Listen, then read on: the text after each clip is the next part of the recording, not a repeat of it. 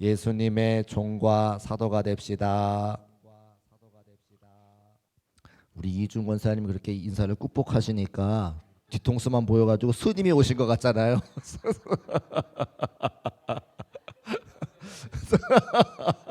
우리 교회는 스님도 오셔서 은혜 받는 교회에서 제가 우리 권사님하고 친하니까 이런 말씀 하실 수 있어요. 그죠? 그래서 상처받지 않으시죠? 아, 할렐루야, 감사합니다. 웃으면서 예배할 수 있으니까 얼마나 좋아요. 오늘 저 눈이 많이 와가지고 교회 오실 때 불편하셨는데 그래도 감사합니다. 저녁 예배 시간 오셔서 함께 예배할 수 있으니까 얼마나 감사한지. 교회에 사역하다 보면 이름을 짓는 것을 지금 목사님들에게 요청하시는 경우가 있죠. 그래서 자녀들의 이름도 어떻게 지으면 좋을지 또 물어보시는 경우도 있고, 또 이렇게 무슨 중창단, 합창단, 또 찬양단 이름 지어달라고 이야기하는 경우들이 많아요. 제가 옛날에는 이제 원로 목사님 같이 연세 많으신 분들은 이제 은혜 찬양단, 소망 찬양단, 기쁨 찬양단 막 이렇게 한단 말이에요.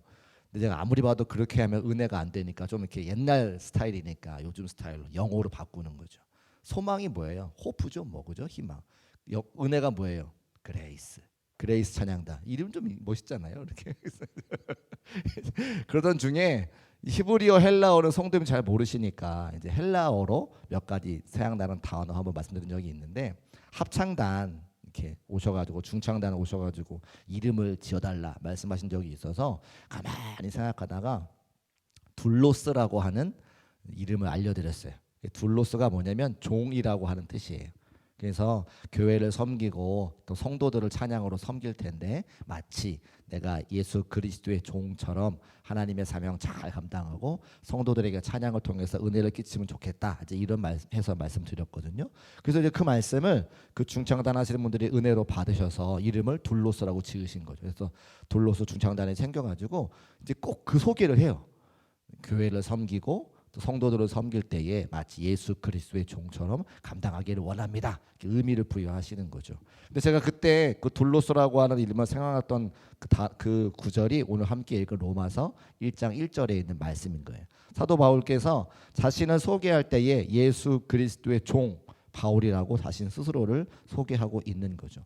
근데 우리는 이 종이라고 하는 단어가 익숙하지가 않은 것은 우리는 종과 함께 살지 않기 때문에 그래요. 우리는 노예와 같이 살지 않기 때문에 그렇습니다. 그런데 당시 초대교회 성도들은 또 로마의 지배를 받았던 때니까 로마에 살던 사람들은 당연히 종과 노예를 데리고 살던 사람들입니다. 그래서 예수 그리스도의 종, 나 바울이라고 이야기할 때에 그 이야기가 우리가 지금 받아들이는 것과는 굉장히 큰 차이가 있다고 하는 거죠.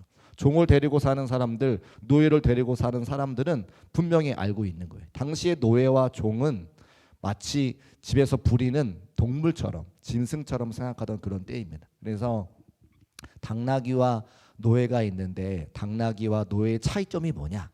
당나귀는 말을 하지 못하지만 일을 하는 존재이고 노예는 말을 하면서 일을 하는 존재라고 이야기하는 거죠. 그러니까 당나귀하고 집에서 키우는 동물하고 종하고 같이 생각하던 그런 수준이었는데, 그런 문화권 안에서 사도 바울이 자신을 고백할 때에 나는 예수 그리스도의 종이라고 이야기하는 겁니다. 그런데 이 종이라고 하는 단어가 그렇게 쓰였는데 사실은 사도 바울이 그럴 만한 사람이 아닌 것은 사도 바울의 우리가 면면을 이미 들어서 몇 가지를 알고 있잖아요. 그가 로마 시민이었기도 하고 또 가말리엘 문화생으로서 학식과 또 재물과 또 집안이 굉장히 좋은 사람인 것을 알 수가 있단 말입니다.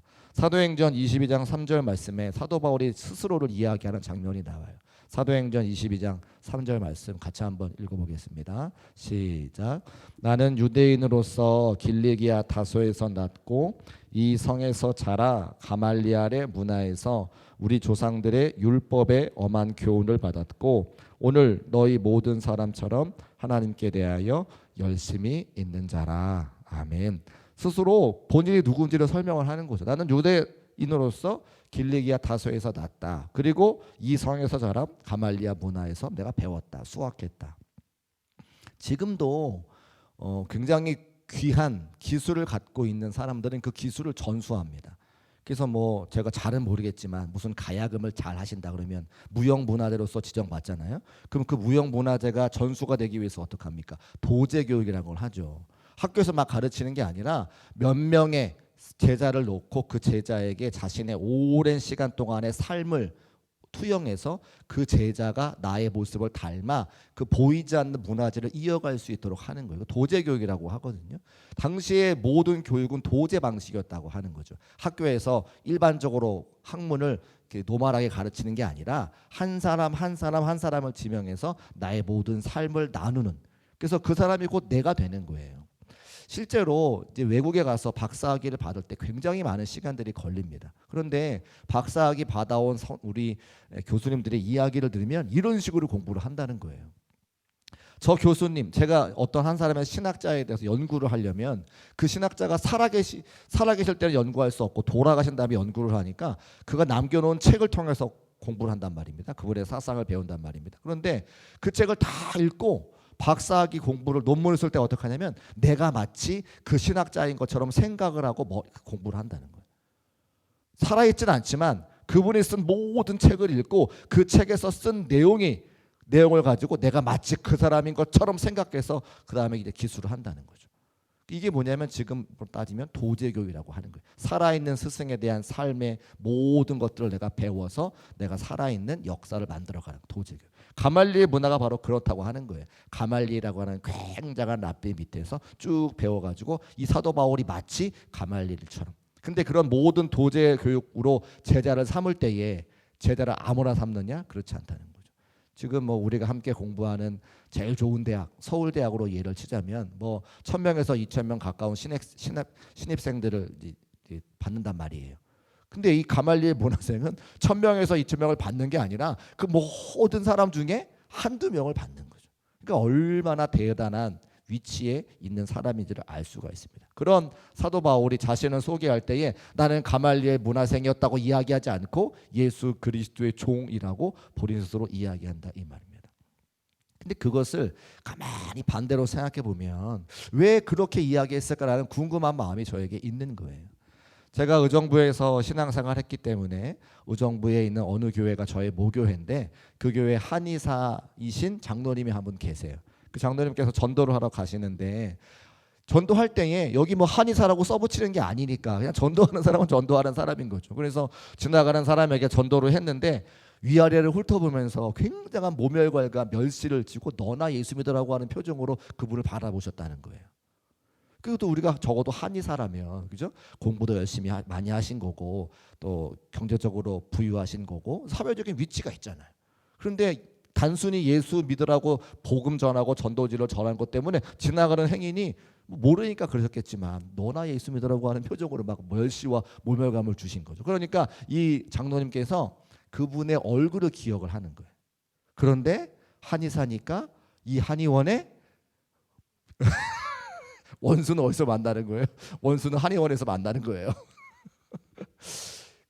그래서 한의원에 환자로 오셨어요. 저 같으면 지금도 우리 권사님 그래요. 저 같으면 침을 놓을 때 세게 놓을 것 같아요. 올 거니 잘 왔다 이러면서. 근데 그분은 그런 분이 아니시기 때문에 더 사랑으로 더 정성으로 섬기는 거죠. 그리고 보통 우리가 의사 선생님들을 신뢰하니까 그 진료하면서 신뢰 관계가 쌓인 거예요. 그래서 그 신뢰 관계가 쌓인 이후에 예수님 소개하고 교회 소개하고 예수 믿으라고 말씀을 전할 때에 내가 의사 선생님 이렇게 말씀하시니까 내가 한번 교회에 가볼 마음이 생긴다고 이렇게 말씀을 하시더라는 거죠. 그 전도하는 간증을 그렇게 하시는 거예요. 그러니까 이런 이야기를 우리가 이해한다라면 가말리엘 문화생이라고 이야기하는 것과 내가 예수 그리스도의 종이라고 이야기하는 것과 뭐가 더 낫다는 얘기예요. 가말리엘 문화생이었다고 하는 걸 말하는 게 훨씬 더 영향력이 있고 훨씬 더 세상 말로 먹힌다 이 말이죠. 근데 예수 그리스도의 종이라고 사도 바울이 소개했다고 하는 것은 적어도 사도 바울이 생각할 때에 가말리엘 문화생보다 훨씬 더 예수 그리스도의 종이 내가 고백하는 신앙과 믿음에 더 나은 것이기 때문에 고백할 수 있다고 하는 거죠. 그러면 예수 그리스도의 종이 뭐가 그렇게 좋았는가? 저는 이제 그게 궁금한 거죠. 그래서 말씀을 쭉 보니까 출애굽기 21장에 귀 뚫린 종에 대한 이야기가 나온 겁니다. 그래서 귀가 뚫린 종이 있는데 무슨 이야기인지 제가 좀 설명을 해야 되거든요. 5절과 6절 말씀을 같이 한번 읽어보겠습니다. 시작. 만일 종이 분명히 말하기를 내가 상전과 내 처자를 사랑하니 나가서 자유인이 되지 않겠노라 하면 상전이 그를 데리고 재판장에게로 갈 것이요 또 그를 문이나 문설주 앞으로 데리고 가서 그것에다가 송곳으로 그의 귀를 뚫을 것이라. 그는 종신토록 상전을 섬기리라. 아멘. 그 다음 말씀 한 가지만 더 보고 말씀드릴게요. 21장 2절 말씀 제가 읽어보겠습니다. 네가 히브리 종을 사면 그는 6해 동안 섬길 것이요 7째 해에는 몸값을 물지 알고 나가 자유인이 될 것이다 라고 기록하고 있습니다. 그러니까 이제 노예가 된 사람들이, 종이 된 사람들이 그냥 계속해서 노예가 되는 것이 아니라 6년 열심히 일하고 7년째가 되면 해방될 수 있는, 자유를 얻을 수 있는 시간들이 있다는 거죠. 근데 그때에 아까 우리 5절과 6절 말씀을 읽었는데 스스로의 자유를 포기하고 재판장 앞에 가서 내가 평생 이 상전을 섬기겠습니다라고 인정을 받거나 아니면 문이나 문설주에 데리고 가서 송곳으로 내 귀를 딱 대고 뚫으면, 그래서 귀 뚫린 종이 되면 이 귀 뚫린 종은 뭘 의미하는 거냐면 내가 평생토록 노예로서, 종으로서 내 상전을 섬기겠습니다라고 약속한 종이 있다는 거예요. 그러면 이런 내용을 가만히 생각해 볼 때에 그러면 사도 바울이 예수님 앞에 귀를 스스로 뚫어 예수님의 귀 뚫린 종이 된 건데 그렇게 할 수 있는 이유가 뭐냐라고 하는 거죠.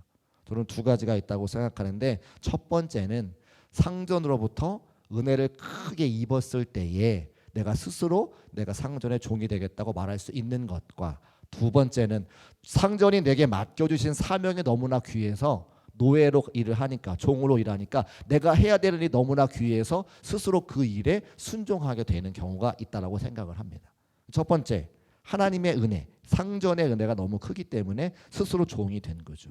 우리가 잘 아는 것처럼 사도 바울은 원래는 사울이었습니다. 사울은 뭐 하는 사람입니까? 예수 믿는 사람 잡아다가 옥에 가두고 스데반 집사 같은 경우에는 돌로 쳐가지고 죽음에 이르게 하는, 예수 믿는 사람들을 다 잡아다가 못 살게 구는 앞잡이가 누구예요? 사울이었다는 거죠. 근데 다메섹 도상에서 예수 그리스도를 강권적으로 만나서 눈이 멀었다가 그가 회복되는 과정 가운데 하늘의 큰 은혜를 입고 세상의 그 무엇보다 하나님의 은혜가 가장 크다고 하는 사실을 깨닫고 그가 돌이켜 사울이 바울이 되었잖아요.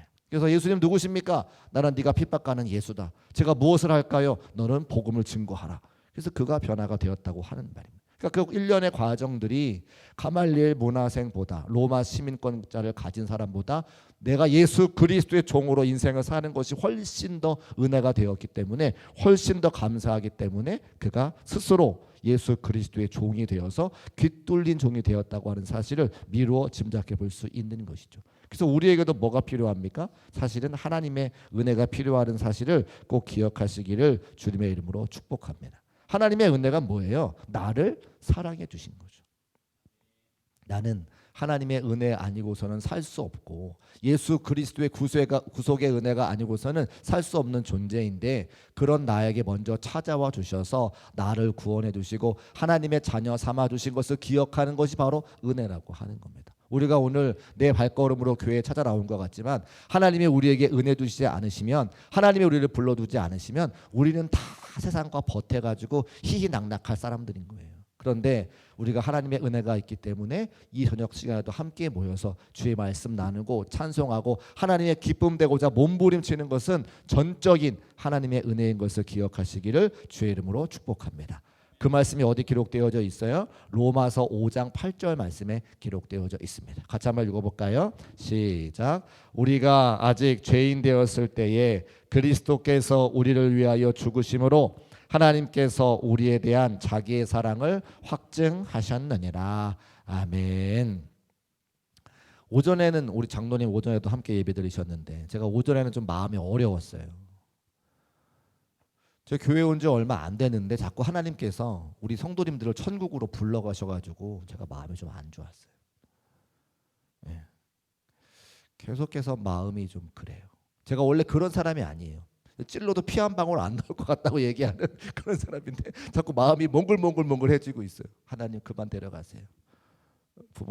담임 목사가 새로 왔는데 우리 성도님들하고 알콩달콩 행복하고 즐겁게 신앙생활하고 교회가 회복되어지고 많은 사람들과 주 앞에 영광 올려드리다가 데려가셔도 될 텐데 자꾸만 모셔가는 거 있죠.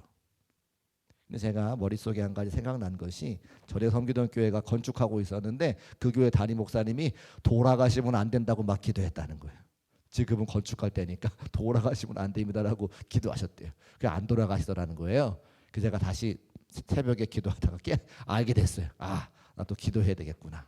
더 알콩달콩 행복하고 즐겁게 이 땅에서 신앙생활 하시다가 나중에 천천히 그때 모시고 가면 좋겠다, 이제 그런 생각을 하고 있거든요. 그러니까 제가 오늘 좀 아침에 마음이 좀 이제 그랬었는데 가만히 생각을 하는 거예요.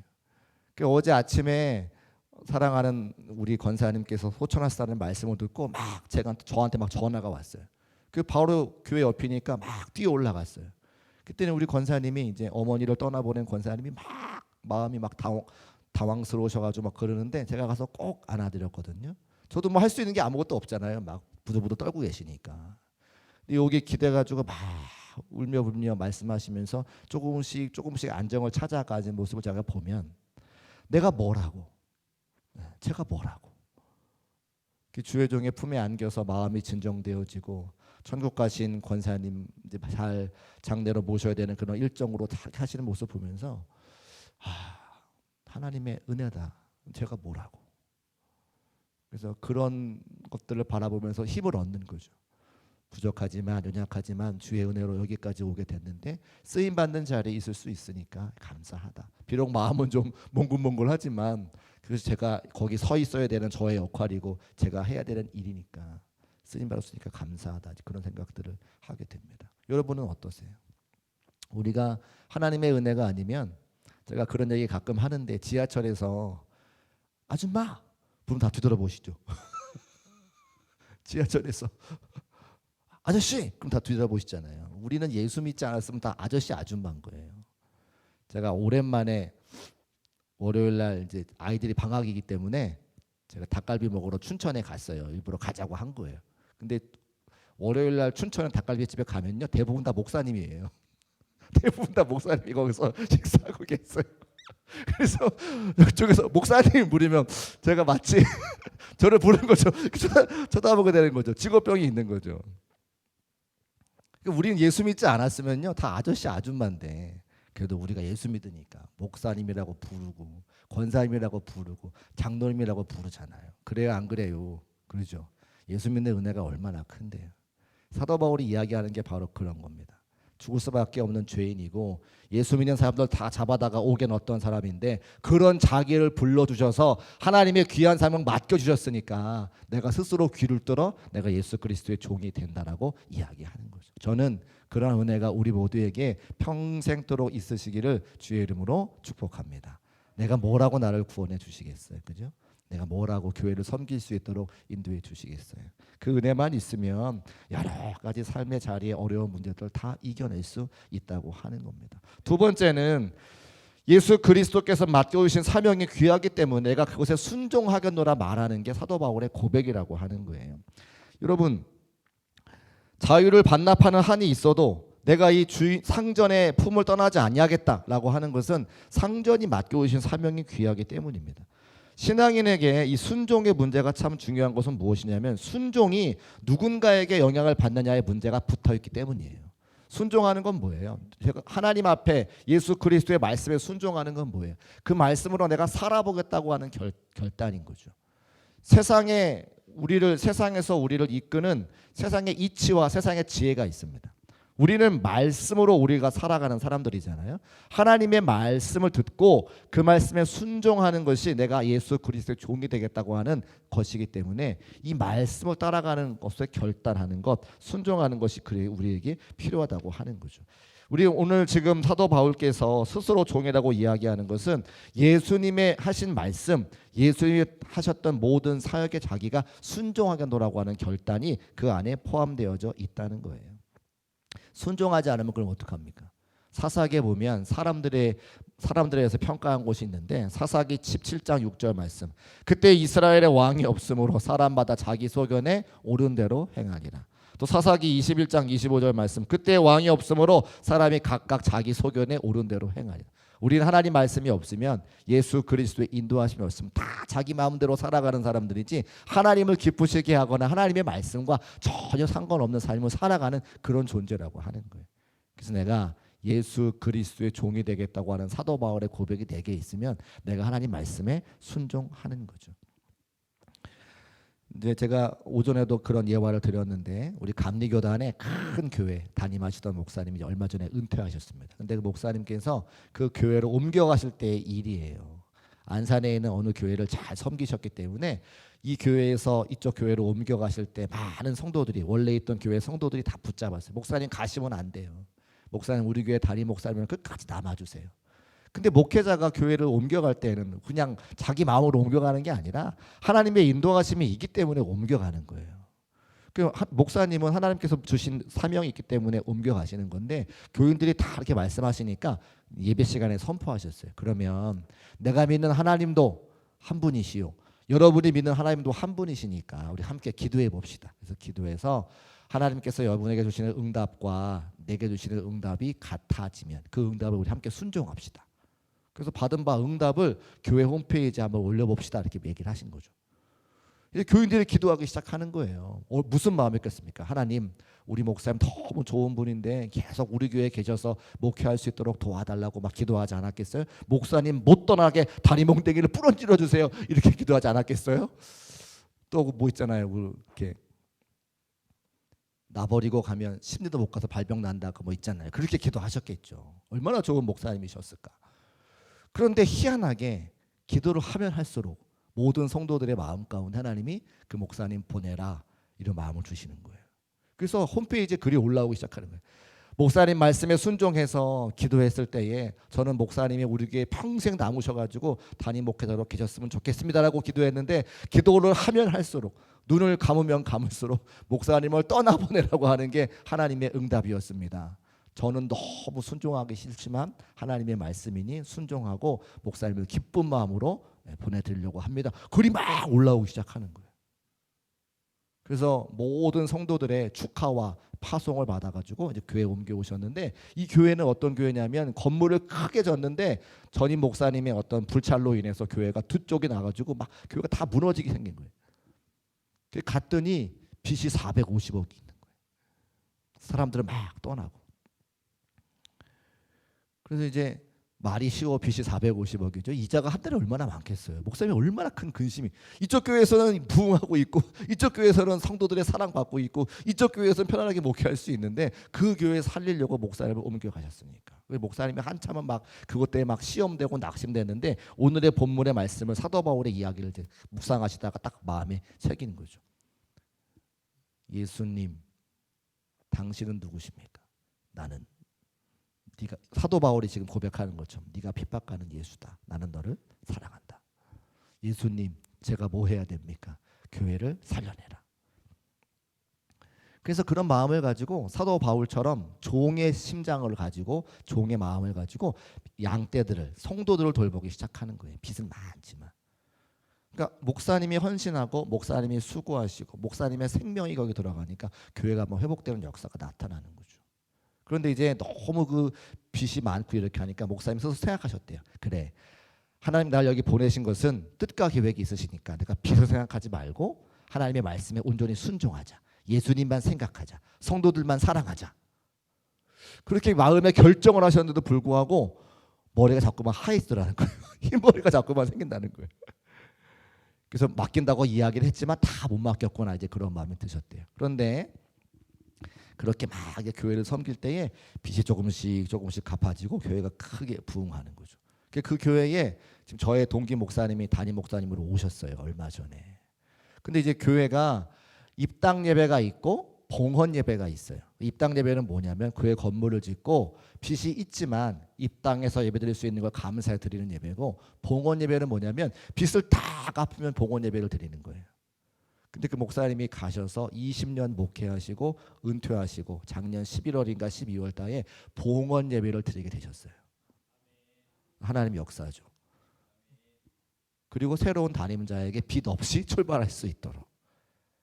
그 제가 이렇게 쭉 한 목사님께서 순종하시고 교회를 세워가시고 하나님의 역사를 딱 제가 이렇게 보게 되니까 모든 목회자들이 같은 마음을, 모든 성도들이 같은 마음을 품어야 되겠구나. 내가 예수 그리스도의 종이라고 하는 그 은혜와 사명만 있으면 우리가 어떤 문제든지 간에 하나님의 은혜로 해결할 수 있고 돌파할 수 있다라고 하는 것을 선배 목사님들의 삶을 통해서 제가 보게 되는 거죠.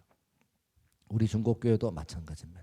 중국교회 성도들의 삶도 마찬가지입니다. 우리는 시간의 주인이 아니기 때문에 시간으로 역사하시는 그 하나님의 모든 일들을 다 알 수가 없습니다. 그런데 하나님은 살아계시고 하나님은 일하시기 때문에 우리가 예수 그리스도의 종 되겠노라 그 은혜와 사명을 기억하고 오늘 하루에 최선을 다하면 언젠가 한 걸음 한 걸음 한 걸음 밟아서 먼 훗날 하나님이 이렇게 역사하셨음을 간증할 수 있는 그날이 반드시 온다고 하는 거예요. 믿으십니까? 저는 믿습니다. 왜 믿을 수 있는지 아세요? 저의 선배님들 그렇게 해오셨기 때문에, 하나님이 살아계시기 때문에. 그래서 예수 그리스도의 종이라 고백하는 성도들이 돼야 되는데, 예수 그리스도의 종이라고 고백하는 것은 하나님의 은혜를 기억하고 하나님의 사명을 기억한다고 하는 거죠. 또 하나, 예수 그리스도의 종이라고 사도 바울이 고백하고 사도로 부르심을 받았다라고 고백하고 있어요. 같이 한번 따라 하실까요? 사도로 부르심을 받았다. 사도가 뭡니까? 사도. 쉽게 말씀드리면 대사. 오늘날 뭐 미국 대사, 프랑스 대사 이런 대사. 한국에서 미국으로 대사를 파견할 때에 파견하는 이유와 목적이 있죠. 파견하는 이유와 목적이 뭡니까? 대한민국을 대표하는 사람인 거예요. 대통령이 한 분이기 때문에 다 모든 나라에 갈 수 없으니까 대통령의 위임과 권한을 받아서 그 나라의 대통령의 자격으로 그 나라에 상주하면서 미국과 함께 상대하는 게 대사인 거죠. 사도라고 하는 의미는 바로 그런 거예요. 우리가 누구의 대사입니까? 하늘나라, 천국의 대사로서 이 땅 가운데 삶을 살아가는 사람들인 거예요. 대사가 엉망으로 있으면 나라의 국격이 떨어지는 거고요. 사도로 부름받은 자들이 엉망으로 살면 천국의 국격이 떨어지는 거예요. 우리는 그만큼 책임이 있는 사람이라고 하는 겁니다. 또 대사를 파견할 때에 대한민국의 모든 권한을 거기에 맡겨서 큰 능력과 은혜를 준 다음에 파송해서 보내는 거지 아무런 능력 없이 보내지 않아요. 그러면 오늘 사도로 불렀다고 사도 바울이 고백하는 것처럼 우리도 천국을 대표해서 사도로 부름받아 이 땅 가운데 살고 있다면 하늘의 능력과 은혜가 우리 모두에게 다 임했다고 하는 사실이에요. 그런데 왜 우리가 맨날 어깨 쭈그러들고 살고 얼굴이 이렇게 다 거무튀 두루룩 하셔서 살고 계시다 이 말인 거예요. 저처럼 방긋방긋 웃으시면서 힘내시고 어깨 딱 펴고 얼마든지 살아갈 수 있지 않겠습니까? 왜요? 우리가 누구라고요? 사도라고요. 하늘의 대사라고요. 내가 알지 못해서 그렇지, 내가 인정하지 않아서 그렇지 하늘의 은혜와 능력을 우리 모두에게 주셨습니다. 할렐루야. 그게 뭐 하는 거예요? 기도할 수 있는 능력이 있고요, 예배할 수 있는 능력이 있고요, 찬송할 수 있는 능력이 있잖아요. 제가 오전에도 마음이 몽글몽글해져 있다가 찬송하고 말씀 전하니까 막 힘이 생기는 거예요. 저녁 시간에도 마찬가지예요. 하루 종일 읽어보다가 여기 올라와 있으면 어쩌면 육신에 피곤할 수 있지만 아까 불렀던 찬양을 통해서 우리가 함께 통성으로 기도할 때에 하늘의 능력을 입어가지고 언제 그런 날씨 힘있게 말씀 증거하는 거잖아요. 우리는 다 그런 능력과 은혜가 있는 사람들인 거예요. 힘이 있어서 찬송하는 게 아니라 찬송을 해야 능력이 생기고 힘이 생긴다니까요. 할렐루야. 그래서 찬송하는 겁니다. 우리는 하나님의 대사. 어깨 쫙 펴시고 당당하게. 그거 있는데 옆에 계신 분과 인사 한번 하실까요? 당신 멋져. 이렇게 인사 한번 합시다. 인사 한번 해보세요. 당신 멋져. 다 이유가 있어요. 당신 멋져가 요약한 말이에요. 당이 뭐죠? 당당하게 삽시다. 신나게 삽시다. 멋있게 삽시다. 저는 뭐예요? 져주며 삽시다. 아셨죠? 다시 한번 인사해 볼까요? 당신 멋져. 네, 그러니까 우리는 그렇게 살 수 있는 사람들이네. 뭐 이렇게 얘기까지 하지 않겠습니다. 예. 그래서 우리가 예수 그리스도의 종이고 예수 그리스도의 사도로 부름받은 성도들이다 생각하시고 하나님의 은혜를 늘 기억하고 또 우리에게 맡기신 사명이 너무나 귀하고 복된 것임을 생각하고 또 하늘의 사도로서 대사로서 우리가 이 땅 가운데 삶을 살아가고 있다고 하는 것을 기억하고 삶의 자리마다 힘있게 어깨 펴고 또 담대하게 살아갈 수 있는 우리 중국교회 모든 성도의 삶이 되시기를 주님의 이름으로 축복합니다. 기도하겠습니다. 살아계신 아버지 하나님 감사합니다.